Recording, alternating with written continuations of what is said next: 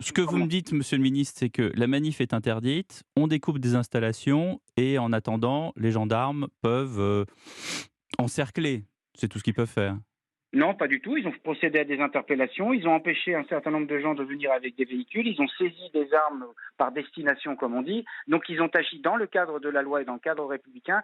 Et ils ont empêché de très nombreuses dégradations. Il y a une dégradation à déplorer ce soir. Il y avait 2000 personnes, voire 4000 hier, dont 400 ou 500 black blocs, c'est-à-dire des gens Mmh. qui sont là pour répandre la terreur et simplement Donc ça avoir des sert à actions violentes. ça sert à Et, rien d'interdire une manifestation, en fait, aujourd'hui, si je comprends bien? non, mais, monsieur, pardon, quand on interdit une manifestation, après les gens prennent leurs responsabilités. Mmh. On n'est pas dans un état totalitaire.